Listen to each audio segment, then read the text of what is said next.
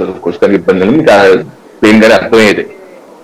అయితే దీనిలో స్థూలంగా ఏంటంటే ఇద్దరు జడ్జిలు ఒక విషయం చెప్తున్నారు ఏంటంటే ఇక్కడ ప్రభుత్వ కక్ష సాధింపు చర్య లేదు, నెంబర్ 1.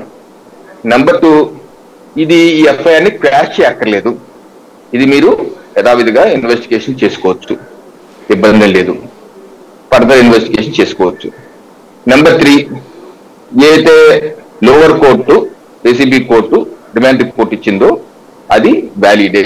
ఎందుకంటే డిమాండ్ రిపోర్టు ఇల్లీగల్ అని చెప్పి అయితే చంద్రబాబు నాయుడు న్యాయవాదులు ప్రేయర్స్లు పెట్టారు, ఇల్లీగల్ కాబట్టి కొట్టారు.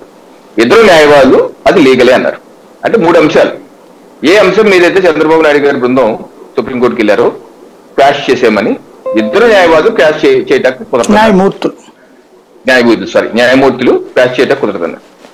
అలాగే ఫర్దర్ ఇన్వెస్టిగేషన్ చేసుకోవచ్చు అన్నారు. అలాగే రిమాండ్ ఏదైతే లోవర్ కోర్ట్ చేసిందో, ట్రయల్ కోర్ట్ ఏదైతే చేసిందో అదంతా సబబే, దానిలో తప్పేం లేదని.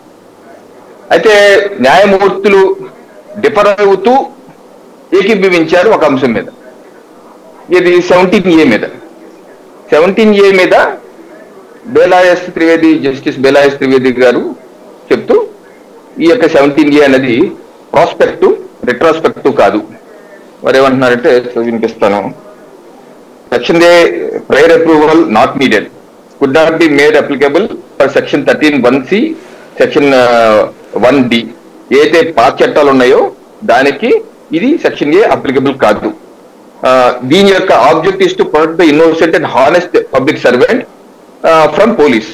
అంటే ఈ చట్టం ఏర్పాటు చేసింది అవినీతి పరులను రక్షించడానికి కాదు, అవినీతి పరులను పట్టుకుంటాకి, అలాగే నీతివంతమైనటువంటి ప్రభుత్వ సేవకుల్ని రక్షించడానికి అన్న విషయాన్ని వారు చెప్పడం జరిగింది.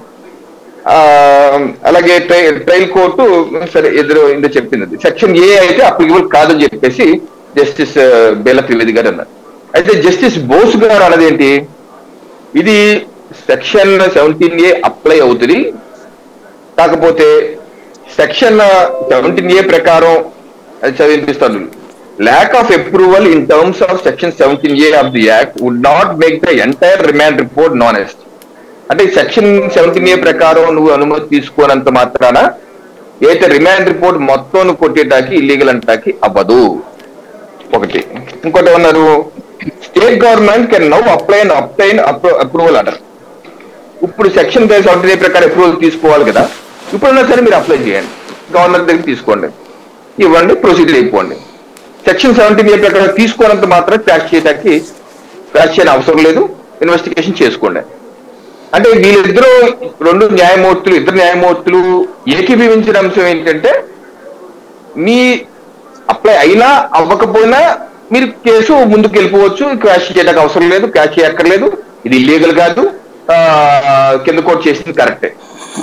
అయితే ఒకవేళ అప్లై అవుతుంది అనుకుంటే ఇప్పుడన్నా తీసుకో, అప్లై అవుతుంది కాదు ఇప్పుడన్నా తీసుకో, ప్రొసీడ్ అయిపో అంటున్నారు. సో ఒక చిన్న అంటే భిన్నాభిప్రాయంలో ఏకాభిప్రాయం. చిన్న విషయం అప్లై అవ్వదు పూర్తిగా ఒకళ్ళంటే అప్లై అవుతుంది కానీ పెద్ద ఇష్యూ కాదు, అది లేకపోయినా సరే నువ్వు ప్రొసీడ్ అయిపో, ఇప్పుడైనా సరే తీసుకో, అది లేకపోయినా సరే కొట్టే అక్కర్లేదు, అది లేకపోయినా సరే క్రాష్ చేయక్కర్లేదు, అది లేకపోయినా సరే ఎఫ్ఐఆర్ కొట్టక్కర్లేదు అని ఓ జడ్జి గారు అంటున్నారు. సో అది పెద్ద విషయం కాదు, నువ్వు కావాలంటే స్టేట్ గవర్నమెంట్ ఇప్పుడు అప్లై చేసి తీసుకో అంటున్నారు. సో ఇలాగా వారి యొక్క తీర్పులు ఉండడం జరిగింది. స్థూలంగా మనకు అర్థమవుతుంది ఏంటంటే యాజ్ ఆఫ్ నౌ జడ్జిమెంట్ ఇంకా రాలేదు కానీ పూర్తి చదివితే ఇంకా విషయాలు తెలుస్తాయి. యాజ్ ఆఫ్ నౌ అయితే ఏదైతే ఇప్పుడు వరకు రిమాండ్ విధించడం కానీ లేకపోతే లోవర్ కోర్టు తీసుకున్న చర్యల మీద కానీ అదంతా సబబే. దీనిలో ఎక్కడ ప్రభుత్వ కక్షాదింపు కానీ లేకపోతే కింద న్యాయమూర్తులు తప్పు చేశారని కానీ అలాగే హైకోర్టు కూడా తప్పు చేసిందని మాత్రం ఎక్కడ అనలేదు. హైకోర్టు చేసిన జడ్జిమెంట్ కూడా అప్హోల్డ్ చేసింది సుప్రీంకోర్టు. హైకోర్టు ఇచ్చినటువంటి తీర్పును కూడా అప్హోల్డ్ చేసింది. సో హైకోర్టు తప్పు చేయలేదండి, లోవర్ కోర్టు తప్పు చేయలేదండి. సో ఇన్వెస్టిగేషన్ చేసుకోమంది, సో ఫర్దర్ ప్రొసీడ్ అవ్వమంది. కాకపోతే ఇది సెక్షన్ 17 అప్లై అవుతా లేదా సిజేఐకి మేము రిఫర్ చేస్తున్నాం అన్నారు. ఇప్పుడు ఫర్దర్ క్వశ్చన్ ఏమొస్తారంటే సిజేఐ గారు ఏం చేయాలి? ఇప్పుడు పెద్దలో చెప్పారు త్రిసభ్య ధర్మాసనంకి వెళ్ళొచ్చు. అయితే నాకున్నటువంటి డౌట్ ఏంటంటే ఇప్పుడు జస్టిస్ అనిరుద్ బోస్ గారు ఇప్పుడున్నా సరే స్టేట్ గవర్నమెంట్ దగ్గర అప్రూవల్ ఆర్డర్ తీసుకోమన్నారు కాబట్టి ఈ యొక్క కేసు సిజేఐకి వెళ్ళే టైంకి ప్రభుత్వ న్యాయవాదులు కూడా గవర్నర్ గారి దగ్గర అప్రూవల్ తీసుకుని సిజే టేబుల్ మీద ముందు పెట్టారనుకోండి, గవర్నర్ గారి అప్రూవల్ 17A మీరు ప్రొసీడ్ అవ్వాలని చెప్పి తీసుకుని సిజిఐ గారి ముందు పెట్టారనుకోండి, అప్పుడు సిజిఐ గారు ఎలా రియాక్ట్ అవుతారు? ఎందుకంటే ఇద్దరు జడ్జిలు ఈ కేసులో తప్పు ఏం లేదు, మీరు ఇన్వెస్టిగేషన్ చేయండి, ప్యాష్ అక్కర్లేదు, అవినీతి పరుల లక్ష్యం అంటున్నారు. సో ఒకటి డిఫర్ అయింది ఏంటంటే అప్రూవల్ ఉంటే ఇప్పుడు తీసుకొని పెట్టండి అన్నారు.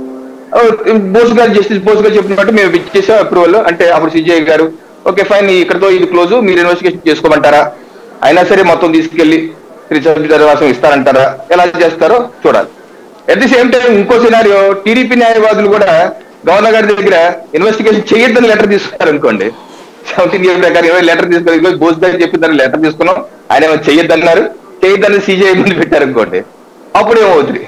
జడ్జి గారు మొత్తాన్ని కొట్టేస్తారా, సిజిఐ గారు కొట్టేస్తారా, లేకపోతే మళ్ళీ దాని మీద ఏదైనా కాల్ చేస్తారా, లేకపోతే ఈ కేసుని విడిగా చూసి 17Aని రాజ్యాంగ ధర్మాసనం అసలు ఇది రాజ్యాంగ బద్ధంగా ఉందా, రాజ్యాంగ వ్యతిరేకంగా ఉందా? ఆల్రెడీ ప్రశాంత్ భూషణ్ గారి కేసు నడుస్తుంది. సో దాన్ని కాన్స్టిట్యూషన్ బెంచ్ అటాచ్ చేసి దీన్ని రెండు ముక్కలు చేసి విడదీస్తారా?